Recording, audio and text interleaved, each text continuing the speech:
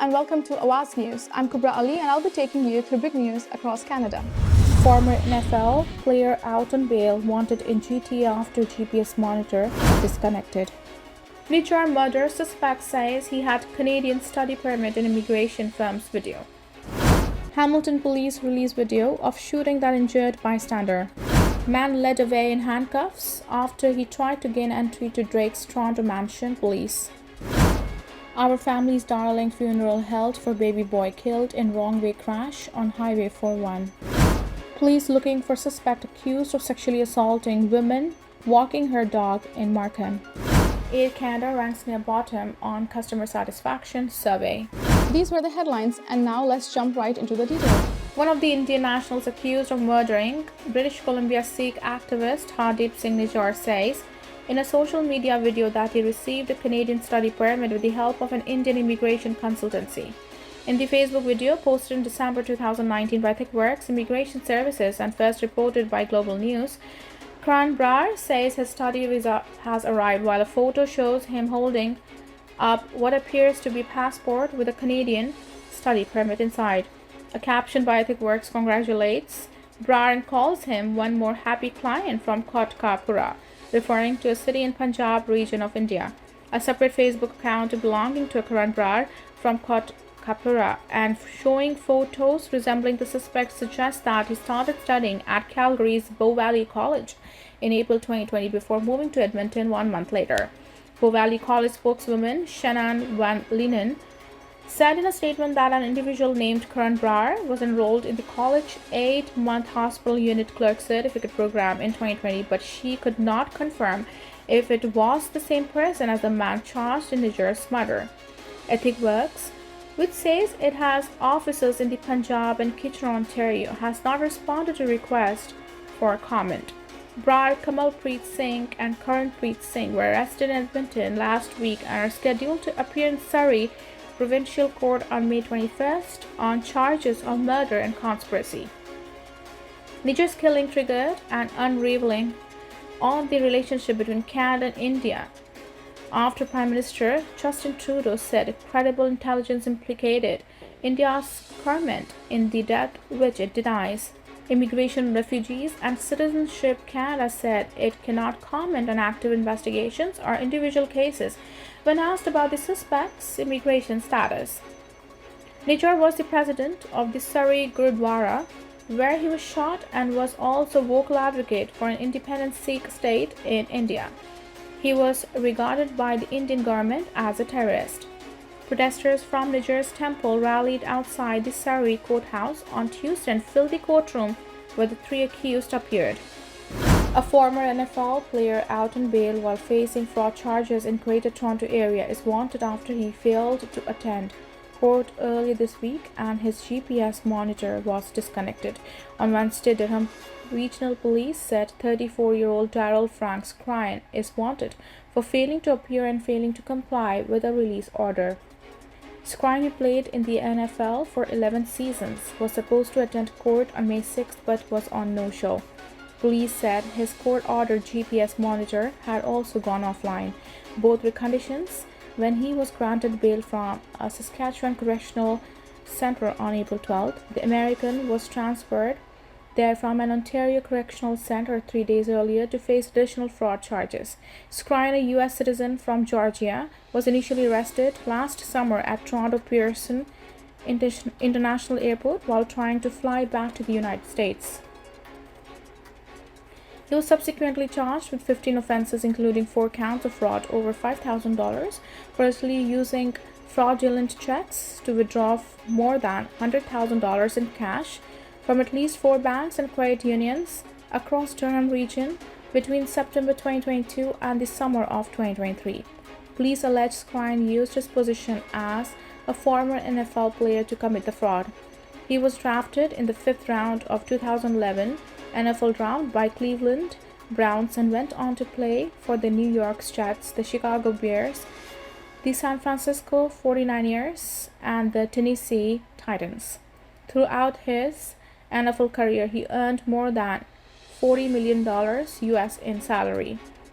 The charges against him have not been tested in court. Police are asking anyone who knows his whereabouts to contact them at 1-888-579-1520 extension 5371 or Durham Regional Crime Stoppers anonymously. Air Canada ranks below most other major North American airlines on customer satisfaction with airfares, a particular sore point according to a new survey. The country's largest carrier placed last in both business class and premium economy, the poll by consumer analytics firm J.D. Power found. In economy class, Air Canada placed 9th out of 11 peers, beating budget carrier Spirit Airlines and Frontier Airlines. WestJet sat a little closer to the middle of the pack, coming in 5th out of 7 for premium economy and 7th of 11 for economy. With Air Canada, people were not as happy with the value of price paid, said Michael Taylor, who heads J.D. Power's travel division. That's one of the 6 factors rated by passengers, alongside other factors including digital tools, airline staff, and onboard experience. Delta Airlines and Southwest Airlines notched the highest scores, a result Taylor attributed to their investment in staff training. And New York Regional Police are searching for a man who allegedly sexually assaulted a woman who was walking her dog in Markham last week. The incident occurred May 4th, just after 7 p.m. on a pathway between Riverwalk Drive and Boswell Drive, in the area of Highway 47 and 9th Line. A woman was walking her dog when an unknown man approached her and asked to take a photo of the dog, police said. As the suspect angled his phone toward the victim, he requested to take a picture with the victim holding her dog. In the process of doing so, the suspect touched the victim in a sexual manner without her consent, they allege in a news release on Wednesday. The woman fled and reported the incident to police. Officers went to the scene and searched for the suspect but did not find him. On Wednesday, YRP released a photo and video of the suspect and asked for the public help identifying him. They believe that he is familiar with the area as he had been previously observed there. The suspect is described as South Asian male between 20 and 30 years old and 5'7" with a thin build and brown eyes. He was last seen wearing a black jacket, blue jean, and gray and white shoes. Police noted that the suspect appeared to be holding a can of beer at the time of the incident.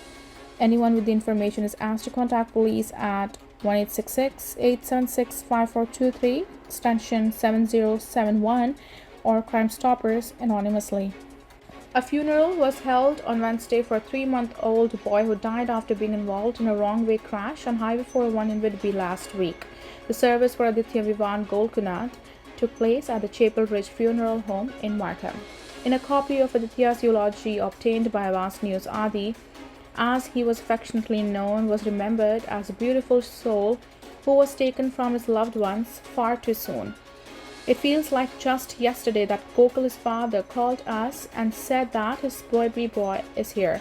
Our family's darling Aditya Vivan, the child's paternal aunt, Brinda, said in the tribute. My mother was the first one to hold him after Gokul and Ashwita, his parents. My father was the first to kiss him on his forehead after Gokul and Ashwita. And today the 3 of them have left us with void that can never be filled. Wednesday's service took place just 2 days after mourners gathered at the same location to pay the respects to the infant's 60-year-old grandfather, Manivanan Srinivasa Pillai, and 55-year-old grandmother, Mahalakshmi Anantakrishnan, who were killed in the 6th vehicle collision. The recently retired couple had arrived from Chennai, India, just 2 days before the crash, which happened during a high-speed police pursuit of cargo van following the robbery of a LCBO store in Bowmanville. Aditya's parents, his 33-year-old father Gokulnath Manivanan and 27-year-old mother Ashwita Jawahar, were traveling in the same vehicle at the time of the collision but survived. Jawahar has since undergone a number of surgeries, the family said in a previous statement. They were both too grief-stricken to speak publicly on Wednesday. The 21-year-old driver of the cargo van was also killed in the collision. His 38-year-old male passenger was taken to the hospital with serious injuries. Ontario Special Investigations Unit is investigating. Toronto police say a man was taken into custody outside Drake's Bridle Path mansion Wednesday afternoon after he tried to gain access to the residence. A camera captured the man being handcuffed and led away by officers to a cruiser. Police said he was apprehended under the Mental Health Act.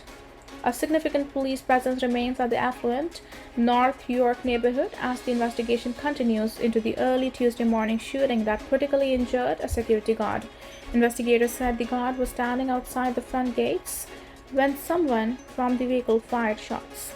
No suspect information has been released so far, but police said they had collected a security video showing the shooting. The shooting occurred as Drake was embroiled in a rap beef with California rapper Kendrick Lamar. The two have released several diss tracks aimed at each other over the weekend, which included unsubstantiated allegations and personal insults. Toronto police have said they have not established a motive behind the shooting, and it was too early to tell if it is connected to the feud. Hamilton police have released video of a shooting that injured a bystander early this week. The shooting took place on Monday morning in the area of King Street East and East Avenue North. In the video released on Wednesday, a man in a black hoodie exits a gray BMW sedan with a black firearm in hand. He then seems to suddenly duck down and crouch beside the car as protection. At that point, a woman in a pale pink long sleeve and black vest opens the door to the driver's seat behind him, and he quickly backs into it while she jogs over the passenger's side. A bystander, a man in his 50s, was grazed by a stray bullet during the shooting, according to police. He was transported to hospital for non-life-threatening injuries and has since been released. Police are searching for the driver of the BMW, which was recovered by investigators. Officers acknowledge there is no evidence the driver fired at the second suspect. He is described by officers as a white man wearing a black hooded sweater, black pants, and white running shoes. The second suspect, unseen in the video, is described by officers as a white man wearing white shorts and white hooded sweater. Investigators said it is unclear if a relationship exists between the two suspects and what their motives were. Police are asking for the public's assistance in identifying the suspects and requesting any security camera, video, or dashcam footage that may have captured suspicious activity, specifically between the hours of 10:45 a.m. and 11:30 a.m. Thank you for tuning in. I'm Kubra Ali. I'll see you back tomorrow, same time, same channel. Have a good night.